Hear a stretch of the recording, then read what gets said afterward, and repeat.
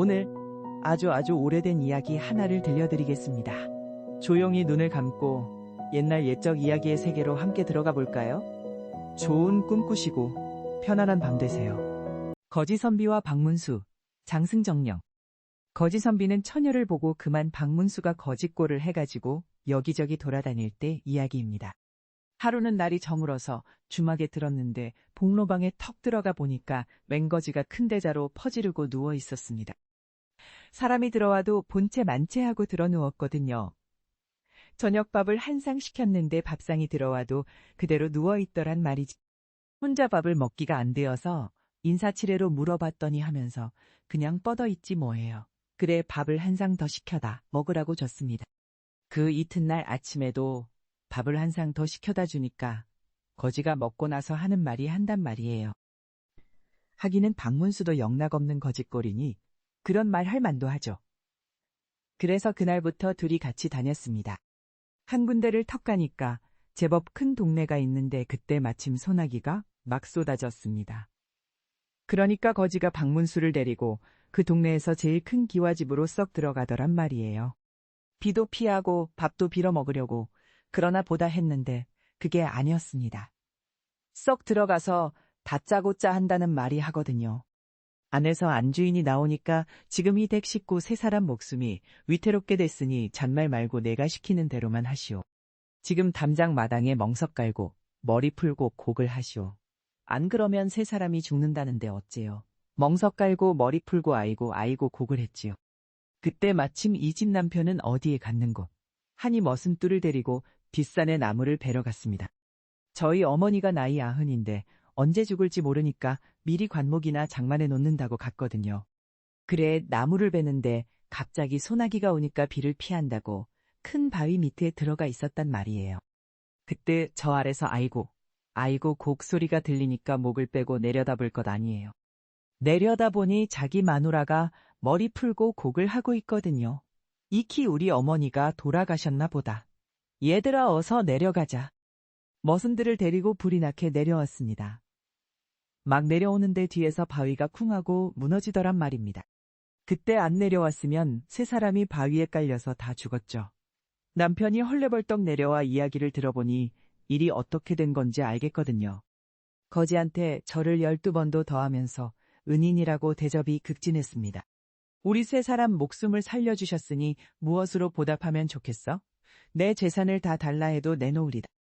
아 정그러면 돈 100냥만 주구려. 그래서 돈 100냥을 받았습니다. 받아서는 대뜸 박문수를 줬습니다. 이거 잘 간수해도 앞으로 쓸 데가 있을 테니. 아 박문수가 가만히 보니 이 거지가 예사 사람이 아니거든요. 시키는 대로 돈 100냥을 받아서 속주머니에 잘 넣어뒀습니다. 그러고 나서 또 길을 떠났습니다. 며칠 지나서 어떤 마을에 가게 됐는데 그 동네 큰 기와집에서 온 식구가 울고불고 난리가 났습니다. 거지가 박문수를 데리고 그 집으로 쓱 들어가네요. 이 댁에 무슨 일이 있기에 이리 슬피우시오. 우리 집에 칠대 독자 귀한 아들이 있는데 이 아이가 병이 들어 죽어가니 어찌 않을겠소. 어디 내가 한번 봅시다. 거지가 그 집에 들어가는데 병든 아이가 누워있는 곳은 거들떠보지도 않고 딴 방으로 들어갔습니다. 사랑채로 들어가 턱하니 앉아서 주인더러 하는 말이 아이 손목에 실을 메워서 그 끄트머리를 가져오시오. 하거든요. 주인이 가만히 생각해보니 이 멋대국물이 주르르 흐르는 거지 주제에. 진맥을 한다는 게 실 끄트머리로 한다니 믿어지지 않거든요. 이게 정말로 알고 일어나 모르고 일어나 시험만 오라고 목침에다 실을 메어 그 끄트머리를 가져다 줬습니다. 그랬더니 실을 한번 만져보고는 이런 고약한 일이 있나? 아 손목에다 실을 메어오랬지. 누가 나무에다 메어오랬소. 하고 야단을 쳤습니다. 그제야 주인이 익히 이거 참 용한 의원이 왔구나 싶어서 얼른 아이 손목에다 실을 메어 가지고 왔습니다. 거지가 실 끄트머리를 한번 만져보더니 뭐 별것도 아니구나. 거 바람벽에서 흙을 한 줌 떼어오시오. 하거든요. 바람벽에 붙은 흙을 한 줌 떼어다 주니까 동글동글하게 환약을 짓는데 딱 3개를 지었습니다. 이걸 갖다가 하나씩 차례로 먹이면 나을 거요. 주인이 약을 받아서 아이한테 먹이니까 다 죽어가던 아이가 눈을 부스스 뜨더란 말이죠. 또 하나를 먹이니까 슬그머니 일어나 앉고 나머지 하나를 먹이니까 그만 벌떡 일어나서 뛰어다니며 놀지 뭐예요. 거 참 신통하죠. 이래놓으니 주인이 그만 간복을 해서 절을 12번도 더했습니다. 질대 독자 귀한 아들 목숨을 살려주셨으니 내 재산을 다 달란데도 드리리다. 아, 그런 건 필요 없고 돈 100냥만 주구려. 이렇게 해서 또 100냥을 얻었습니다. 100냥을 받아서 다시 박문수를 줬습니다. 잘 간수해도 앞으로 쓸 때가 있을 거요. 박문수가 돈을 받아서 속주머니에 잘 넣어 얻었습니다. 그러고 나서 또 갔지요. 며칠 가다가 보니 큰 상 밑에 사람들이 많이 모여 있었습니다. 구름차이를 쳐놓고 갔은 선비들이 왔다 갔다 하는데 가만히 보니 웬 행색계나 하는 집에서 장사 지내는 것 같단 말이에요. 우리 저기 가서 장사 구경이나 하고 갑시다. 거지가 박문수를 이끌고 장사 지내는 곳에 가서 기웃기웃 구경하고 다니더니 마침 학원을 끝내고 봉분을 짓는 데 가서 에이거 송장도 없는 무덤에다 무슨 짓을 해? 하고 마구 소리를 지내요. 일하던 사람들이 들어보니 참 기가 막히거든요. 꽤 죄죄한 거지 하나가 대감댁 장사 지내는데 와서 송장이 없다고 소리를 질러대니 기가 막히지 안 막혀요. 내 이놈 그게 무슨 방정 맞은 소리냐. 그래 이 무덤 속에 송장이 없다는 말이냐. 없기에 없다고 하지. 있는데 없다고 하겠소. 이놈 무덤 속에 송장이 있으면 어떡할 테냐. 아 그럼 내 목을 패시오. 그렇지만 내 말이 맞으면 돈 100냥을 내놓으시오. 그래 좋다. 일꾼들이 달려들어 무덤을 파헤쳐 보니 참 귀신이 곡할 노릇으로 송장든 관이 없었습니다. 일이 이렇게 되니 상주들이 엎드려 손이 발이 되도록 빌었습니다. 아이고 도사님 제발 우리 아버지 송장 좀 찾아주십시오. 내가 그걸 찾아주려고 온 사람이오. 염려 말고 북쪽으로 석자 셋이 떨어진 곳을 파보시오. 북쪽으로 석자 셋이 떨어진 곳을 파보니 아닌 게 아니라 거기에 관이 턱 묻혀 있지 뭐예요. 대관절 이게 어떻게 된 일입니까? 여기가 명당한 천하명당인데 도둑혈이라서 그렇소. 지금 묻혀있는 곳에 무덤을 쓰면 복받을 거요. 이렇게 해서 무사히 장사를 지내고 나니 상주들이 고맙다고 절을 12번도 더했습니다. 맷자리를 이렇게 잘 보아주셨으니 우리 재산을 다 달란데도 내놓겠습니다. 아 그런 건 필요 없으니 약속대로 돈 100냥만 주구려.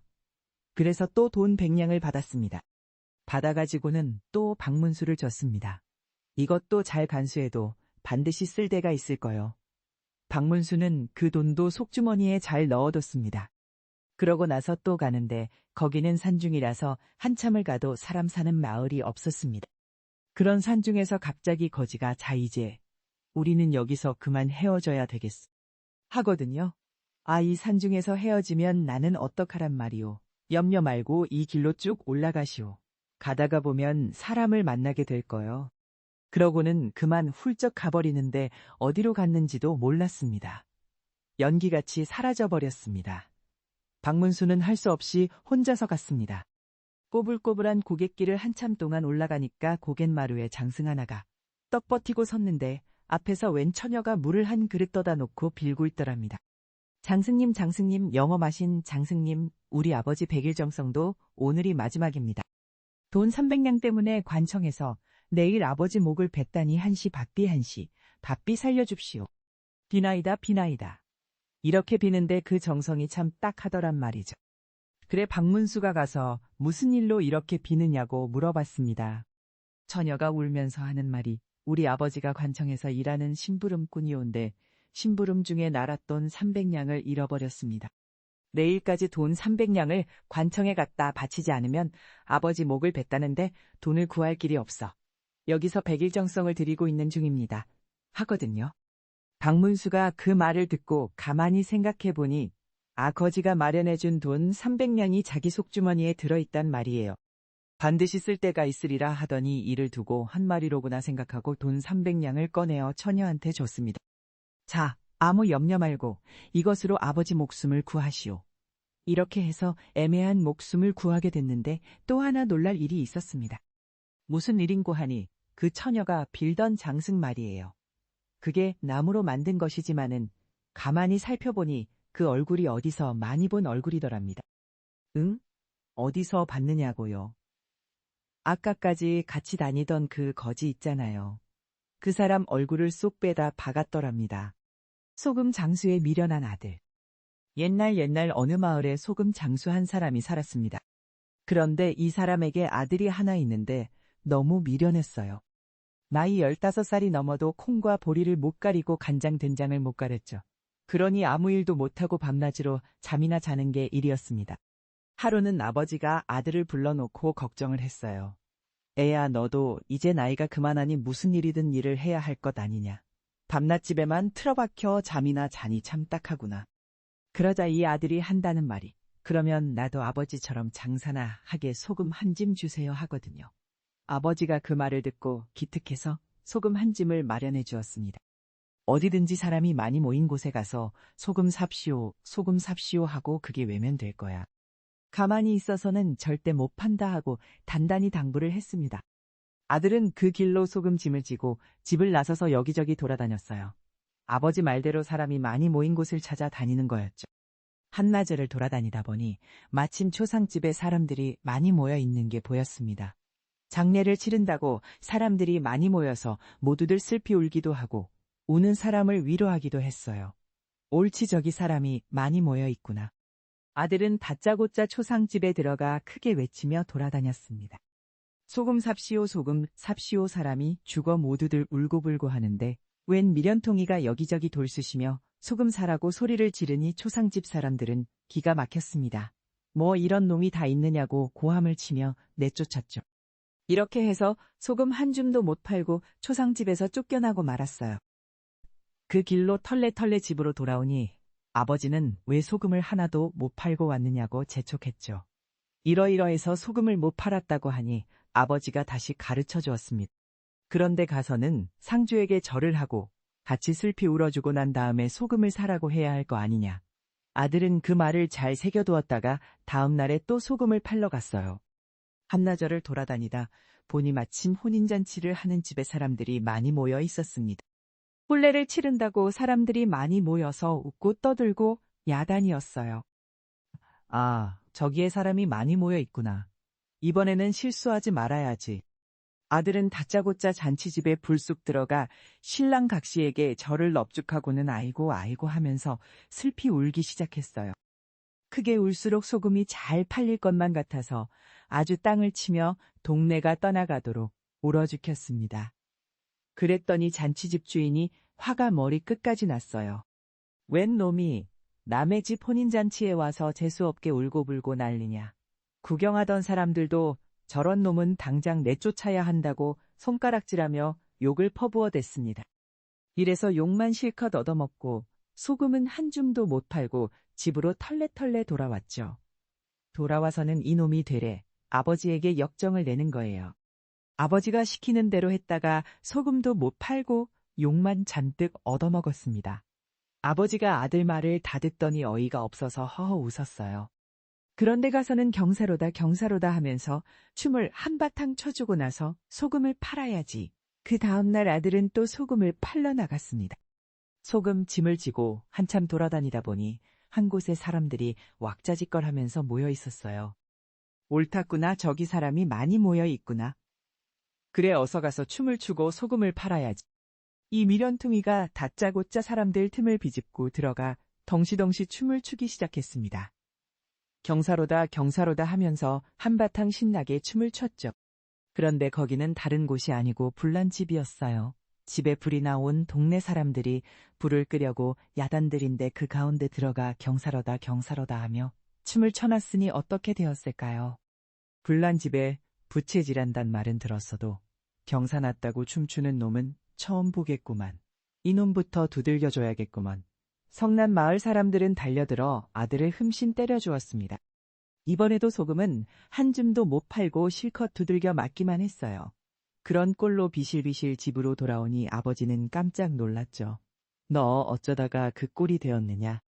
이러저러해서 소금은 못 팔고 두들겨 맞기만 했다고 말했죠. 아이고, 그런데 가서는 물을 끼얹어 불부터 꺼주고 나서 소금을 사라고 해야지. 아버지는 너무도 답답했습니다. 다음 날 또 여기저기 돌아다니다 보니 어떤 곳에 사람이 많이 모여서 큰 소리로 떠들며 옥신각신하는 게 보였어요. 동네 사람끼리 싸움이 벌어져서 그런 모양이었죠. 몇 사람은 서로 옳으니 그르니 삿대질을 하면서 고함을 지르고 또 몇 사람은 그걸 떼어 말리려고 밀고 당기고 하느라 야단이었습니다. 저기 사람이 많이 모여있군. 물부터 끼얹어 줘야지. 이 미련한 아들은 얼른 소금찜을 벗어놓고 물을 한 바가지 떠왔어요. 그러고는 군말 않고 싸우는 사람들 얼굴에다가 물을 쫙 끼얹고 말았습니다. 안 그래도 싸우느라고 잔뜩 화가 나 있던 참이 물벼락을 맞아 놓으니 어떻게 될까요? 모두들 싸움이고 뭐고 그만두고 저놈 잡으라며 우르르 달려들었습니다. 미련퉁이는 겁이 나서 소금찜도 팽개치고 걸음아 날 살려라 하고 도망을 쳤어요. 집에 돌아와 아버지에게 이야기를 하니 아버지가 어이가 없어서 웃었어요. 그렇게 싸울 때는 가운데 들어가서 양팔을 벌려 싸움을 떼어놓고 화해를 시켜야 한단다. 잘 들어라. 아무 데서나 그러는 게 아니고 싸울 때만 그러는 것이다. 아버지는 아들이 또 아무 데 나가서 그럴까봐 단단히 일러주었습니다. 아들은 그 말을 마음에 잘 새겨두고 다음날 또 소금을 발로 나갔어요. 한참 가다 보니 황소 2마리가 서로 뿔을 치받으며 싸우고 있었죠. 옳다구나. 저럴 땐 화해를 시키는 거겠지. 미련퉁이는 소금짐을 받쳐놓고 황소뿔 사이에 끼어들어서 2팔을 벌려 가로막으며 소리를 쳤습니다. 화해합시오. 화해합시오. 황소들이 그 말을 들을 리가 있나요? 양쪽에서 뿔로 들입다 받아버리니 미련퉁이는 그만 공중에 붕 떴다 나가 떨어졌습니다. 그 다음부터는 소금장 사고 모고 넌더리가 난다고 다시는 나가지 않았답니다. 빨간 부채, 파란 부채. 빨간 부치, 파란 부치 어느 마을에 아주 가난한 할아버지와 대단히 부자인 할아버지가 이웃에 살고 있었어요. 가난한 할아버지는 비록 가난하게 살았지만 마음씨만은 아주 착한 할아버지였어요. 언제나 형편이 어려운 사람을 보면 그냥 지나치지를 못했지요. 그러니 집에 돈이 모일 새가 없었답니다. 그래서 할아버지는 항상 가난하게 살 수밖에 없었지만 마음만은 아주 부자였어요. 사람들은 항상 아이들에게 얘들아 저 할아버지를 봐라. 비록 가난해도 어려운 사람을 도울 줄 아니 그 마음이 얼마나 부자니 마음이 부자니까 항상 즐겁게 살 수 있는 거란다 하고 가르치곤 할 정도였어요. 그런데 부자 할아버지는 아주 욕심쟁이였어요. 다른 사람 것이라도 일단 한번 탐이 나면 무슨 수를 서서라도 손에 넣고야 말았지요. 동네 사람들이 모두 손가락질을 하며 흉을 보았지만 부자 할아버지는 전혀 아랑곳하지 않고 자나깨나 자기 재산을 늘릴 궁리만 했지요. 어느 날 이 부자 할아버지가 저녁을 맛있게 먹고 있는데 한 노인이 찾아왔어요. 조실내지만 밥 한 끼 얻어먹으려고 하룻밤 쉬어갈 수 있을까요? 그러자 부자 할아버지는 찬바람이 쌩 부는 목소리로 더 이상 말도 못 붙이게 쏘아붙였어요. 우리 집에는 댁을 재워줄 만한 방이 없어요. 그리고 댁한테 줄 밥도 없으니 다른 데 가서 알아보시오. 부자 할아버지는 노인을 집 밖으로 쫓아내고는 침을 테트에 뱉었어요. 밥맛 떨어지게 별거지 같은 늙은이가 다 와서 난리네. 언제 나한테 밥 한 끼 사준 적 있어? 쫓겨난 노인은 옆집 가난한 할아버지네 댁으로 갔지요. 가난한 할아버지도 저녁을 먹으려고 막 상을 차리는 중이었어요. 길을 가는 아그네인데 그만 날이 저물어서 더 이상 갈 수가 없게 되었군요. 하룻밤 좀 쉬어갈 수 있을까요? 노인이 이렇게 부탁을 하자 가난한 할아버지는 얼른 마당으로 뛰어나와 손님을 반갑게 맞아주었어요. 그럼요. 이렇게 노조한 곳이라도 괜찮으시다면 어서 들어오세요. 마침 저녁상을 차리던 중이었는데 잘 됐네요. 가난한 할아버지는 노인의 밥그릇에 밥을 더 많이 퍼담아 주었어요. 진수성찬은 아니었지만 정성을 가득 담아 깔끔하게 차려온 저녁을 가난한 할아버지와 노인은 아주 맛있게 먹었지요. 작은 방이 하나 더 있기는 하지만 그 방은 너무 비좁아서 불편하실 거예요. 그러니 안방에서 주무시도록 하세요. 아닙니다. 그럴 수는 없지요.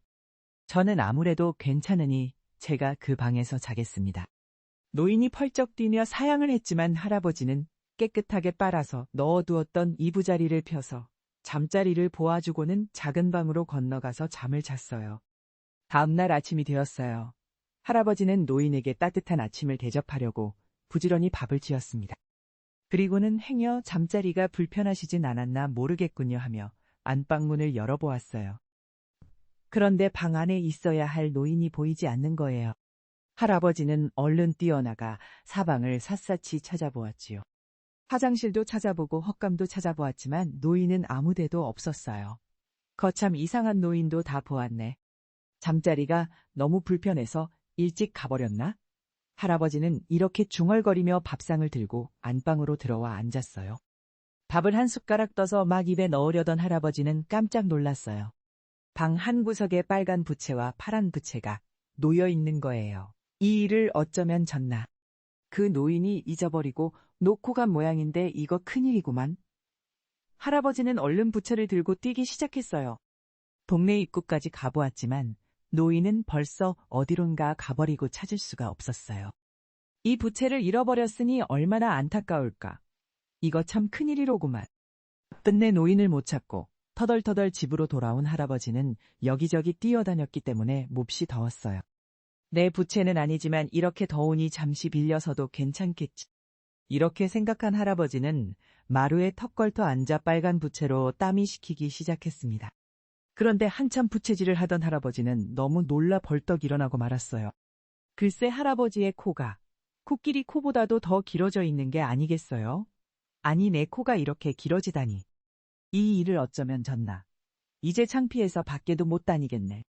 놀란 할아버지는 긴 코를 잡고 어쩔 줄 몰라 마당 안을 뱅뱅 돌았어요.